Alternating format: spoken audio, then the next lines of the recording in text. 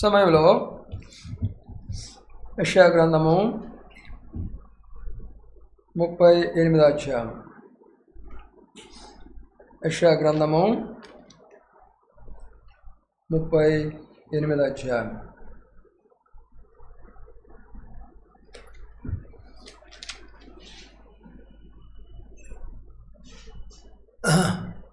ఇంత లైట్ వేయలేదు అక్కడ, లైట్ ఏంటి కనపడట్లేదు బాబా, లైట్ ఏమో. 38వ అధ్యాయము మొదటి నుండి మరి కొన్ని మాటలు చదువుకుందాం. 6 వచనాలు మార్చి చదువుకుందాం. మీ బైబిల్ తీసుకురండి. యెషయా గ్రంథము 38 3 నుంచి 6 వచనాలు మార్చి చదువుకుందాం. ఆ దినములలో హిజ్కియాకు మరణకరమైన రోగము కలుగుగా ప్రవక్త అయిన ఆమోజు కుమారుడైనటువంటి యెషయా అతని యుద్ధకు వచ్చి, నీ మరణవచ్చున్నావు, బ్రతుకు కనుక నీవు నీ ఇల్లు చక్కబెట్టుకును, యెహోవా సెలవుచున్నాడని చెప్పగా,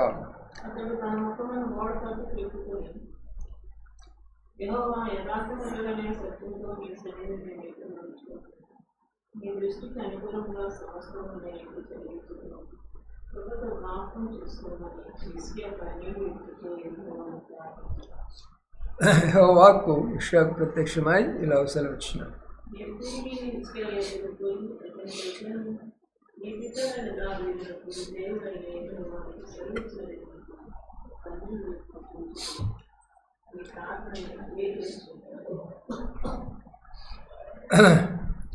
ఇంకా 15 సంవత్సరముల ఆయుష్ నీకు ఇచ్చేదను. మరి ఈ పట్టణమును నేను కాపాడుచు నిన్ను ఈ పట్టణము అష్షూరు రాజుల చేతిలో పడకుండా విడిపించును. చాలు. మన లేఖన భాగాన్ని ప్రభాషురాంచి దీవించునుగాక. ప్రియులారా, కొన్ని నిమిషాలు, ఒక అరగంట సమయము శ్రద్ధగా దేవుని వాక్యాన్ని వినండి. ఆ తర్వాత ఒక అరగంట ప్రార్థన చేసుకుందాం. మనం ఉన్న స్థలాల్లో ఇది చర్చి అనగా మన యొక్క సంఘం యొక్క ప్రార్థన. కాబట్టి సంఘస్థులందరూ, సంఘస్థులు అంటే ఇక్కడ గుంటూరులే కాదు, దేవుని యొక్క సంఘంలో ఉన్న వాళ్ళందరికీ కూడా ధన్యతే. మరి వై సంఘమా ఆ సంఘమా అనేది లేదు ఇక్కడ భేదము. ఇది దేవుని యొక్క వాక్యం కాబట్టి మీరు ఏ సంఘమైనా వాక్యాన్ని వినండి, అర్థం చేసుకోనండి, ఆ రీతిగా ప్రార్థించండి, జాబ్ కూడా పొందుతాం. ఇక్కడ మనం చదువుకునేటువంటి యెషయా గ్రంథం 38వ అధ్యాయంలో మరి రాజైనటువంటి హిజ్కియాను గురించి రాయబడినటువంటి మాటలు. రాజైన హిజ్కియాను గురించి మనం రాజుల గ్రంథంలో చూస్తాము, వృత్తాంతాల్లో కూడా చూస్తాం. యూదా పరిపాలించినటువంటి రాజుల్లో అతి ప్రాముఖ్యమైన వ్యక్తి, అతి శ్రేష్టమైన వ్యక్తి, నిజంగా మరి ప్రభువుకి ఎంతో హృదయానుసారుడుగా లేక మరి ప్రభుకి ఇష్టమైనటువంటి కార్యాలు చేసినటువంటి వాడు హిజ్కియా. అందుకని ఆయన గురించి ఆయన టైంలో యెషయా ఉన్నాడు. మనకి చాలా సందర్భాల్లో తెలియదు కదా యెషయా ఎందుకు రాస్తాడు ఆయన గురించి అని. 1వ అధ్యాయం మనం చూస్తే ఆ విషయం మనకు తెలుస్తుంది. యెషయా అనే ప్రవక్త హిజ్కియా టైంలో ఉన్నాడు. అందుకనే ఆ సందర్భాలు ఏం జరిగినాయో ఆ విషయాలు మరి తన గ్రంథంలో రాస్తున్నాడు. కాబట్టి ప్రియమైనటువంటి సహోదరులారా, రాత్రికాల సమయంలో ఈ విషయాలు మనం కొన్ని విషయాలు అర్థం చేసుకోవడానికి ప్రయత్నం చేద్దాం. ఇక్కడ హిజ్కియా మరి చేసినటువంటి ప్రార్థన విధానం కనబడుతుంది. హిజ్కియా ప్రార్థన చేసినటువంటి పరిస్థితులు కనబడుతుంటున్నాయి. హిజ్కియా ప్రార్థనకు జాబు పొందినవాడుగా కనబడుతుంటున్నాడు. కానీ 3 విషయాలు మనం జాగ్రత్తగా అర్థం చేసుకుందాం.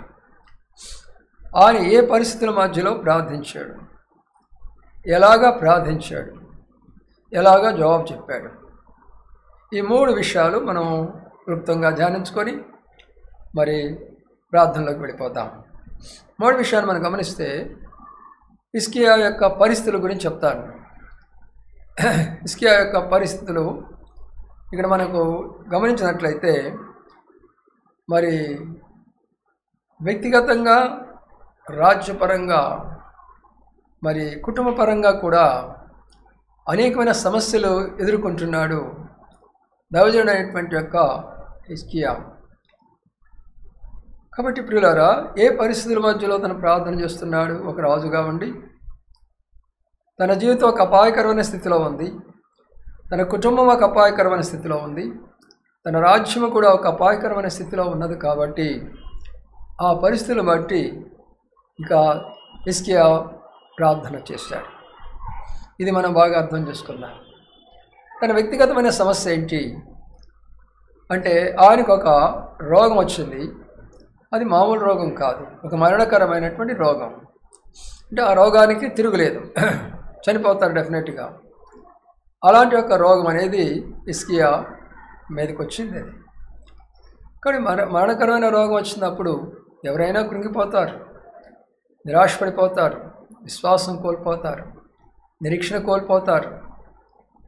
ఈ లోకంలో నాకేం లేదనుకుంటారు ఆఖరికి. కానీ అలాంటిది తన వ్యక్తిగతమైనటువంటి విషయం.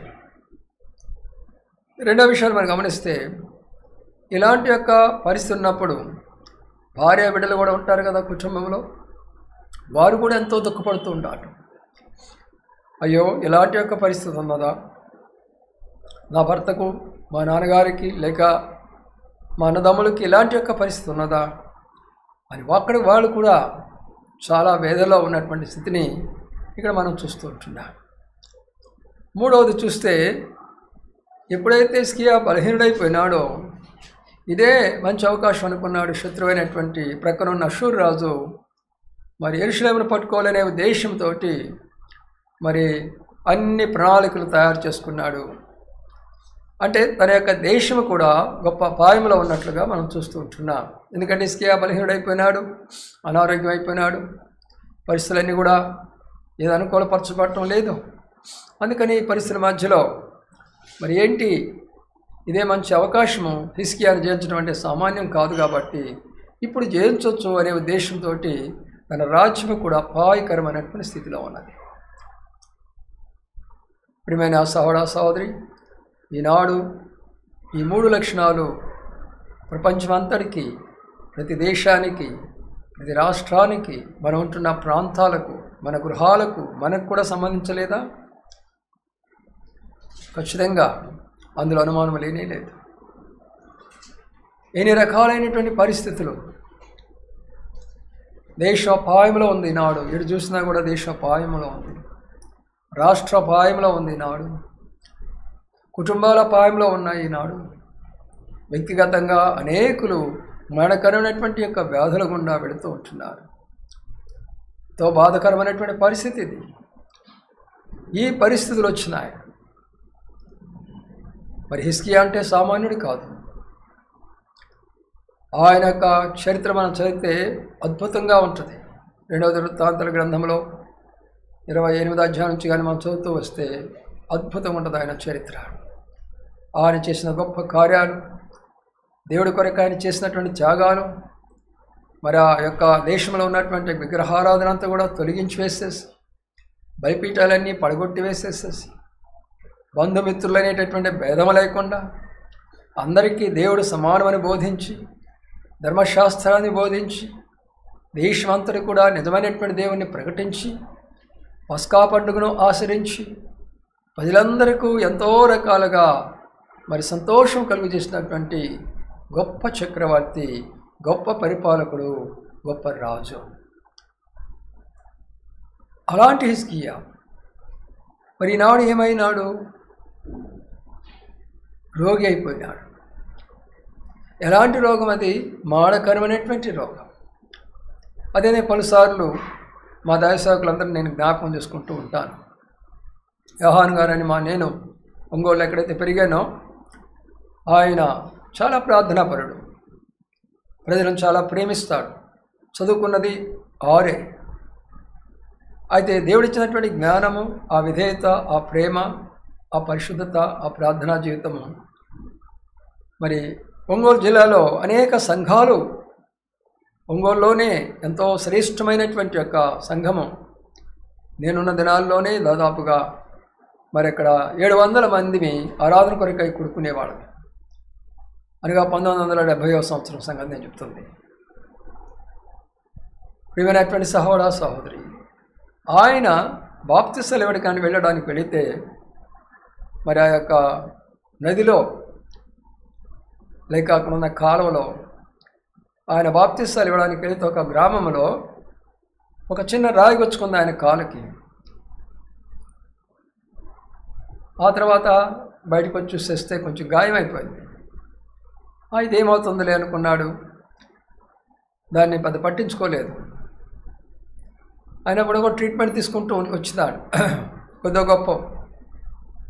అయితే సహోదరునికి ఏముందంటే దైవజనునికి షుగర్ వ్యాధి ఉంది.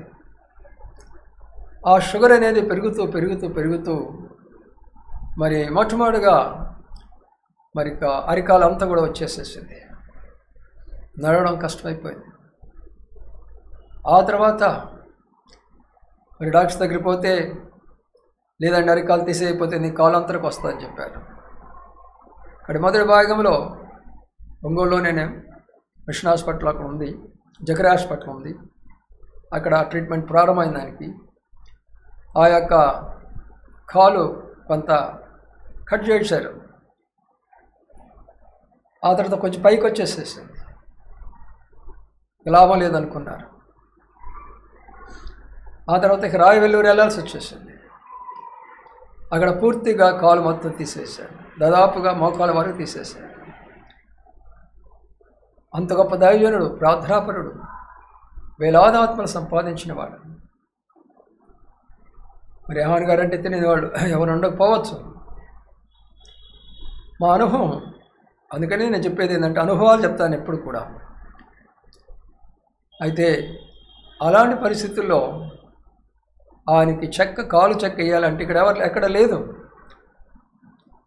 అప్పుడు నాగపూర్లో నున్న నేను మరి అన్న ఒంగోలు నుంచి వచ్చేటప్పుడు జాయిన్ అయ్యి ఆయన తీసుకొని వెళ్ళి జైపూర్ తీసుకొని వెళ్ళి రాజస్థాన్లో కాలు చెక్కేసి చక్కగా నడిచే రీతిగా చేసి తీసుకొని వచ్చాం. ఆయన చెప్పినటువంటి మాట ఏంటంటే దేవుడు నాకు మళ్ళీ తిరిగి కాలునిచ్చాడు, ఎందుకంటే ఎక్కువ సేవ నేను చేస్తాను అని అన్నాడు.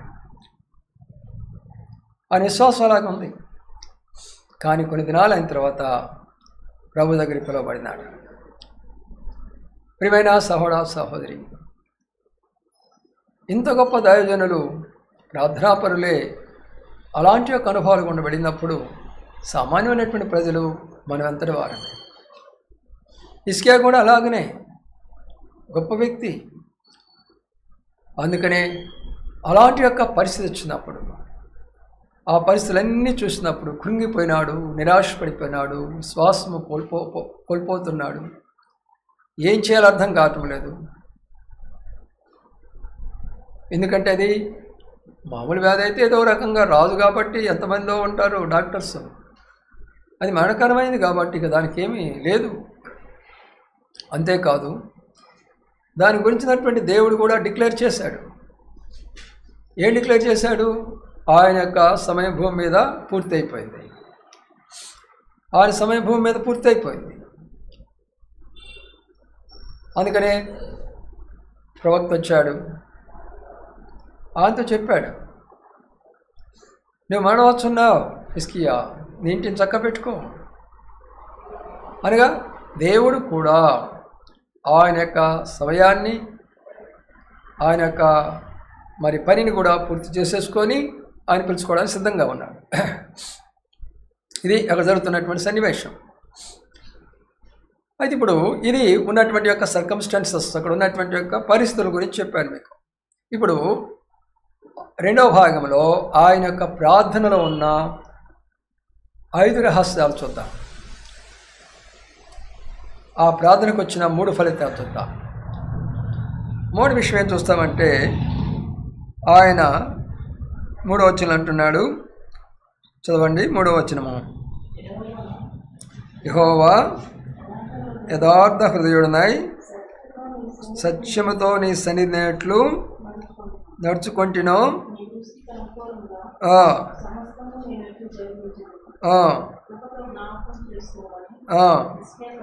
4 విషయాలు ఇక్కడ కనబడుతున్నాయి ప్రియులారా. మొదటి విషయము, ఆయన ప్రార్థనలో యథార్థమైన ప్రార్థన. యథార్థమైనటువంటి ప్రార్థన. అలాగా ప్రార్థన చేసిన వాళ్ళు బైబిల్లో చాలా తక్కువ అండి. అబ్రాహాము కూడా ప్రార్థించలేకపోయినాడు ఇలాగా. ఎవరు ప్రార్థించలే నాకు తెలిసినంత వరకు కూడా. అందరు పొరపాటులోనే ఉన్నారు. మరి పేతురు అయితేమి, పౌలు అయితేమి, లేకపోతే అనేక సందర్భాల్లో. అయితే ఇక్కడ ఈయన అంటున్నాడు, ఆయన ప్రార్థనలను యథార్థత చెప్తున్నాడు. యెహోవా దేవా,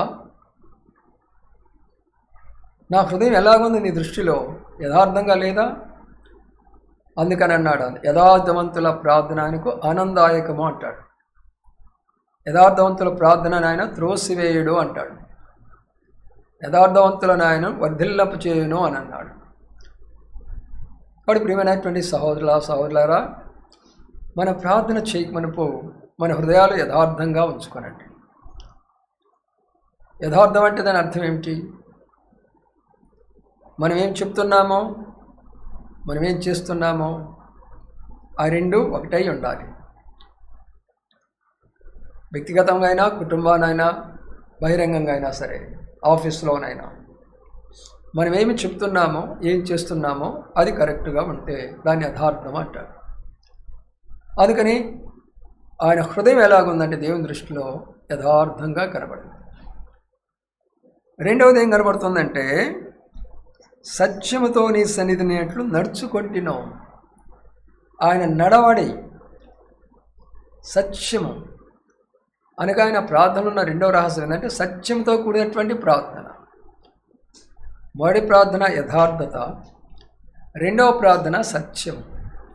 యథార్థకి ప్రార్థనకు తేడా ఉంటుంది చెప్తున్నాను వినండి. సత్యం అంటే ఏది ఉన్నదో అది కరెక్ట్గా చెప్పడమే. ఊహించుకొని చెప్పడం కాదు, కల్పించుకొని చెప్పడం కాదు, ఏదో మనసుకు వస్తే చెప్పేది కాదు. ఏది మన కళ్ళతో అక్కడ చూస్తున్నామో అది కరెక్ట్గా సత్యమని చెప్తున్నాం. కాబట్టి నీ సన్నిధిని నాకు ఇచ్చావు, ఆ సన్నిధిలో నేను ఎలాగ నడుచుకుంటూ వచ్చాను అంటే మరి నేను సత్యమే కదా. అసత్యమైన పనులు నా వ్యక్తిగత జీవితంలో, నా కుటుంబ జీవితంలో, నా రాజరికంలో, నా ప్రభుత్వంలో, నా రాజ్యములో ఎన్నడూ అసత్యమైన ప్రచారాలు నేను చేయలేదయ్యా. అసత్యంగా నడవని నా ప్రజలకు నేను ఎప్పుడు చెప్పలేదే. అభూత కల్పనలో మీరు కల్పించుకోండి అని నేను ఎప్పుడు అసత్యమైన మాటలు నేను చెప్పలేదే. ఆయన ప్రార్థనలో ఉన్నటువంటి రెండవ రహస్యము శ్రేష్టమైనటువంటి యొక్క ప్రార్థన. మూడవది గమనిస్తాము, అక్కడ రండి. అక్కడ మనం చూసినట్లయితే నీ దృష్టికి అనుకూలముగా ఏం జరిగించాను అనగా, మనం జరిగించే కార్యాలు కొన్ని మనకు అనుకూలంగా ఉంటాయి, కొన్ని దేవునికి అనుకూలంగా ఉంటాయి. అది ఇక్కడ తను చెప్పే మాట ఏంటంటే, మరి నేను ఏ కార్యమైతే చేశానో అది నా దృష్టికి అనుకూలం కాదు, నీ దృష్టికి అనుకూలంగానే చేశాను కదా. ఒక పస్కా పండుగ జరిపించాను, నువ్వు చేయమంటే చేసానా లేదా? లేదు, బలిపీఠాలు పడగొట్టమని చెప్పాను, నువ్వు చెప్తేనే చేసానా లేదా?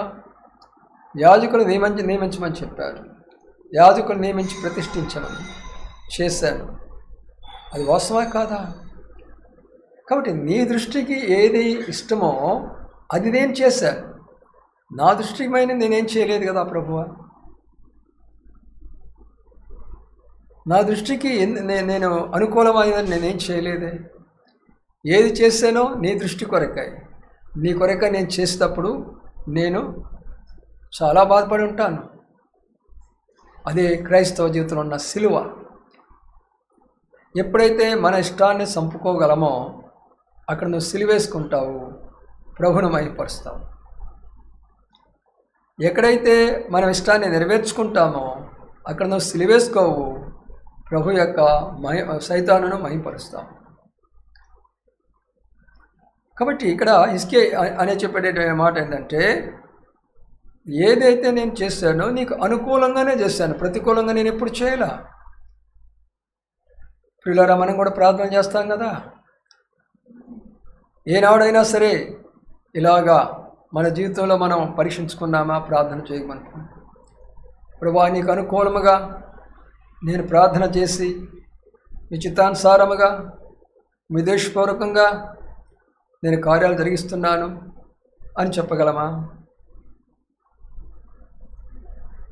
అందుకనే ప్రార్థనకు జవాబు రావాలి అంటే కొన్ని మెట్లు అవసరం. 4వ విషయానికి వస్తున్నాము. 4వ విషయంలోకి వస్తే అక్కడ ఏముందంటే కన్నీళ్లతో ప్రార్థన చేస్తుంటున్నాడు. అనగా దుఃఖభరితమైనటువంటి ప్రార్థన, వేదనతో కూడినటువంటి ప్రార్థన, కన్నీరుతో కూడినటువంటి ప్రార్థన, ఏడుస్తూ ఉంటున్నాడు. ఒక రాజుగా ఉండి లక్షలాది సైన్యం ఉండి అనేకమైనటువంటి యుద్ధ నౌకలు ఉండి రాజుకి ఏం తక్కువ? అలాంటి రాజు కూడా కన్నీళ్లు పెట్టి ఏడ్చాడు అంటే మనం వెళ్ళటంలో గొప్పతనం ఏమైనా ఉందా? మనం వెళ్ళటంలో గొప్పతనం ఏం లేదు. అంటే ఎవరైనా ఏడుస్తారు ఈ లోకంలో. ఎంత గొప్ప వ్యక్తి అయినా ఆ పరిస్థితి వచ్చినప్పుడు ఏడుస్తారు తప్పనిసరిగా. అలాంటి ఒక పరిస్థితులు వచ్చినప్పుడు మనం తట్టుకోలేము. కాబట్టి ప్రియమైన సహోదర సహోదరి, కన్నీళ్లతో చేసినటువంటి ప్రార్థన, హిజ్కియా చేసినటువంటి ప్రార్థనలు ఉన్న 4 అంశాల్లో ఒకటి, ఆయన యథార్థ హృదయుడై ప్రార్థన చేశాడు. 2, ఆయన సన్నిధిలో సత్యాన్ని అనుసరిస్తూ వచ్చాడు. 3వది, ఆయన దేవుని దృష్టికి అనుకూలంగా ఉంచాడు. ఆ తర్వాత అప్పుడు 4వదిగా కన్నీళ్ళు. ఇప్పుడు 5వది మనం చూసినట్లయితే ప్రియులారా, అక్కడ కృపతో జ్ఞాపకం చేసుకో అంటున్నాడు. జ్ఞాపకం చేసుకో కృపతోటి, అంటే జ్ఞాపకార్థమైన ప్రార్థన. అంటే ఏం చేస్తున్నాడు? అయ్యా, నన్ను జ్ఞాపకం చేసుకో. నన్నే కాదు, నేను ఎవరి కొరకు ప్రార్థన చేయబోతున్నాను వారిని జ్ఞాపకం చేసుకో. ఏ కుటుంబం కొరకై ప్రార్థన చేయబోతున్నాను వారిని జ్ఞాపకం చేసుకో. ఏ రాష్ట్రము దేశం కొరకై ప్రార్థన చేయబోతున్నానో జ్ఞాపకం చేసుకోయ్యా. జ్ఞాపకార్థమైనటువంటి ప్రార్థన.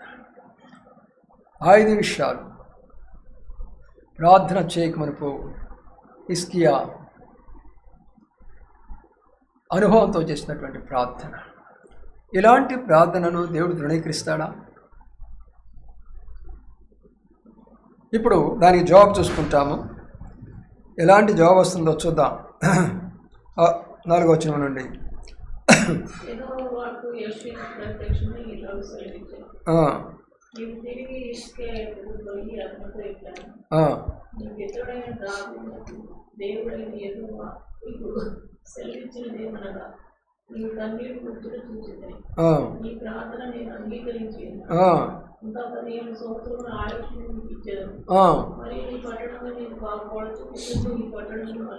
ఇక్కడ ఉన్న మాటను మనం గమనించండి ప్రియులారా. నీ కన్నీళ్లు నేను చూచి తిని, అంటే మన ప్రార్థనలను ప్రభు చూసేవాడు. మీరు ఏ ఇంటిలో ఉండి ప్రార్థన చేస్తున్నా, లేక సంఘంలో ఉండి మందిరంలో ఉండి ప్రార్థన చేస్తున్నా, కొండ మీద ఉండి ప్రార్థన చేస్తున్నా, లేక ఒంటరిగా ఉండి ప్రార్థన చేస్తున్నా, కన్నీటితోటి వేదనతో ప్రార్థన చేస్తుంటే ఆయన చూసేవాడు. ఆయన చూసేవాడు. ఆయన కన్నీటిని ఎప్పుడు కూడా నిర్లక్ష్యం పెట్టలేదు. దేవుని వాక్యములో నీ కన్నీళ్లు నా కవలలో భద్రపరిచినాను, నా బుడ్డిలో వాటిని భద్రపరిచినాను, నా కవలలో అవి కనబడుతున్నాయి. దాని అర్థం ఏమిటి? మనం కార్చినటువంటి కన్నీరు ప్రభు దగ్గర ఒక బుడ్డి ఉంది, ఒక పాత్ర ఉంది. ఆ కన్నీరు ఆయన చూస్తూ ఉంటున్నాడు. ఫలానా సహోదరుడు, ఫలానా సహోదరి, ఫలానా యవనస్తురాలు, ఫలానా యవనస్తుడు, ఫలానా వృద్ధులు, ఫలానా రోగులు, ఫలానా కష్టములో, ఫలానా బాధలో ఎవరెవరి ప్రార్థన నిజంగా ఈ 5 అనుభవాలు గుండా వచ్చిందో వాళ్ళ ప్రార్థన అన్నీ కూడా ఆయన పాత్రలోకి వెళుతూ ఉంటున్నాయి. అప్పుడు అవి పుస్తకంలో రాయబడతాయి. కవిలలో రాయబడడం అంటే పుస్తకంలో రాయబడతాయి. ఇదిగో హిజ్కియా ఫలానా రోజున ఫలానా సమయంలో ఫలానా విషయం కొరకై ప్రార్థించాడు, అవి భద్రపరచండి దేవదూతలారా అంటాడు. అప్పుడు ప్రభు ఏం చేస్తాడు? ఆ కవిల పుస్తకం తీసుకొని దేనికి జవాబు ఇంకా పోలేదో వెంటనే దేవదూతలను పంపించి జవాబు ఇస్తాడు. అందుకని ఇక్కడ కన్నీళ్లు వెళ్ళటం చూశాను అని అన్నాడు. రెండవది ఏంటన్నాడు తెలుసా? నీ ప్రార్థన నేను అంగీకరించాను అని అన్నాడు. చూసే దేవుడు అంగీకరిస్తాడు కూడా.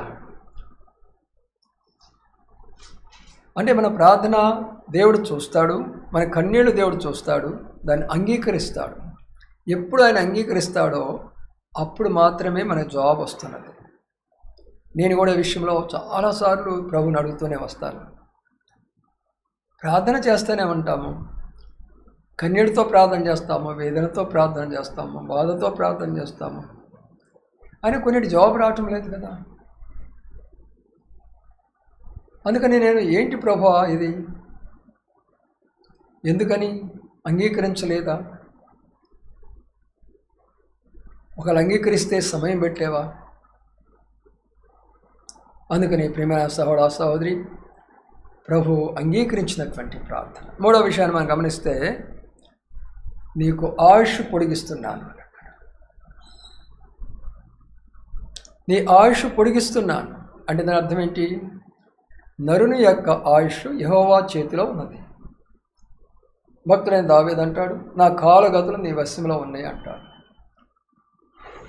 కానీ మన యొక్క ఆయుష్ ప్రభు చేతిలో ఉన్నది. అది పొడిగించగలడు, అది తగ్గించగలడు. మరి భక్సింగ్ గారిని దాదాపుగా 97 సంవత్సరాలు భూమి మీద ఆయన సాక్షిగా ఉంచినాడు. ఎందుకు? ఆయనలో ఉన్న యథార్థత, ఆయనలో ఉన్న భక్తి, ఆయనలో ఉన్న ప్రార్థనా జీవితం, ఆయన చేసిన కార్యాలు. ప్రియులారా, అందుకని ఇక్కడ ఆయన ఏమంటున్నాడంటే ఆయుష్ పొడిగించినాడు. ప్రార్థనకు జవాబు వచ్చిందా రాలేదా? ఈ రోజున నీవు నేను ప్రార్థన చేయబోతున్నాం.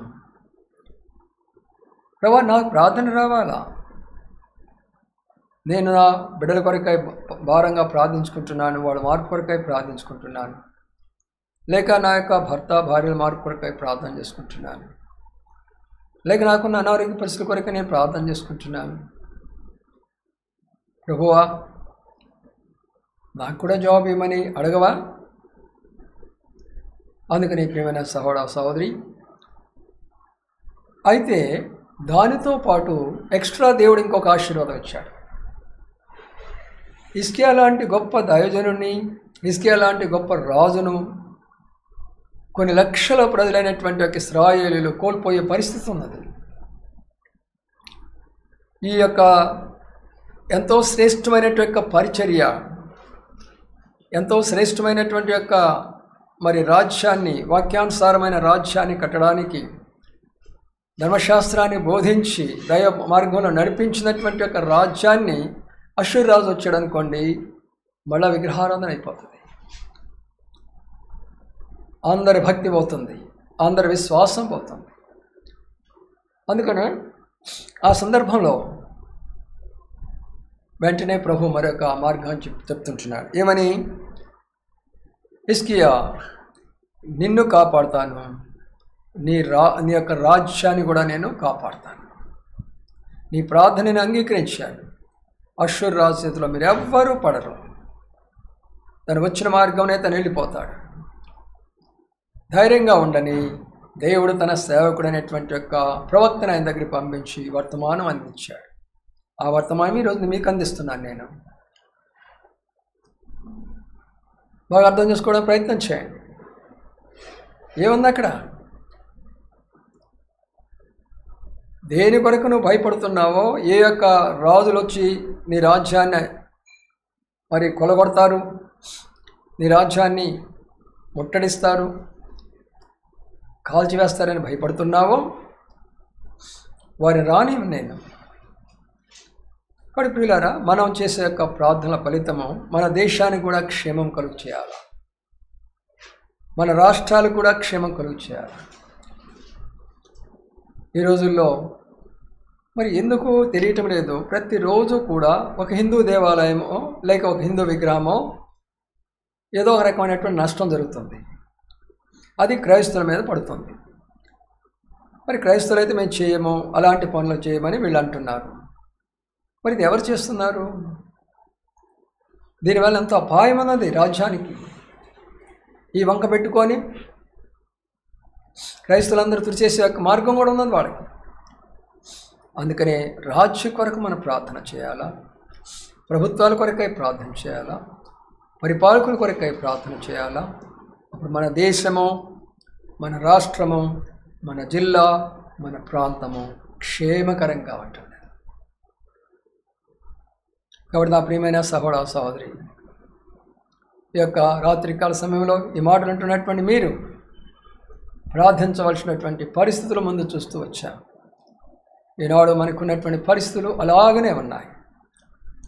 ఈ పరిస్థితుల మధ్యలో మనం తప్పనిసరిగా ప్రార్థించాలి. రెండవదిగా, ప్రార్థించిన విధానాన్ని కూడా మనం నేర్చుకున్నాం. ఈ యొక్క 5 పాయింట్లు చక్కగా రాసి పెట్టుకోండి మీ నోట్లో. ఎప్పుడైతే మీరు ప్రార్థన చేస్తారో ఈ 5 పాయింట్లు చూసుకొని ప్రార్థన చేస్తాండి. నా హృదయము దేవుని ఎడల యథార్థంగా ఉన్నదా? నేను చేసే కార్యము దేవునికి అనుకూలంగా ఉన్నదా?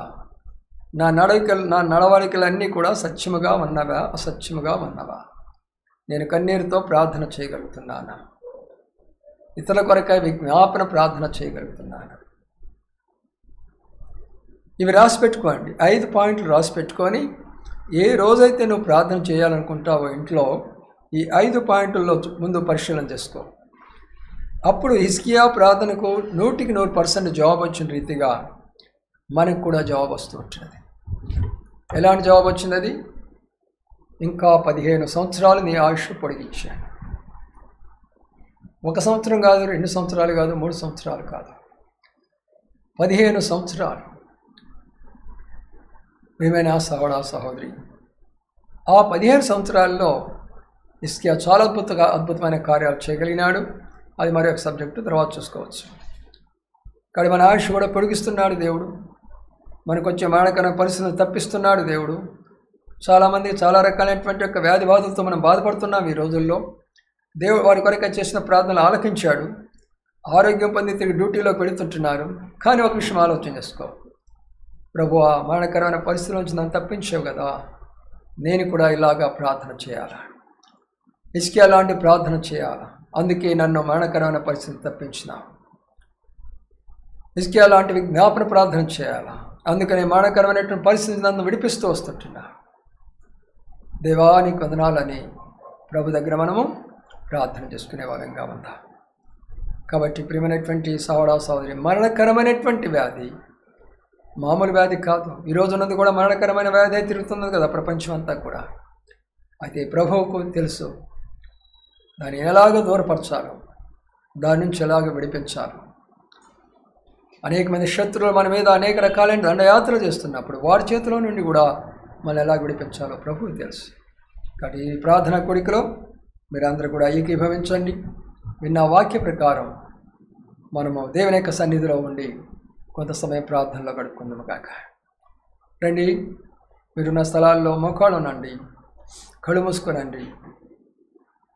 అందరూ భారంగా ప్రార్థిస్తూ రండి. చెప్పిన కొన్ని విషయాల కొరకై ప్రార్థిస్తూ రండి.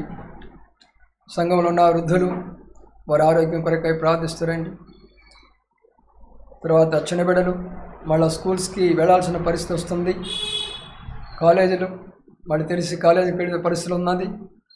దేవుని బిడ్డలకు కాపాడబడడానికి ప్రార్థించండి.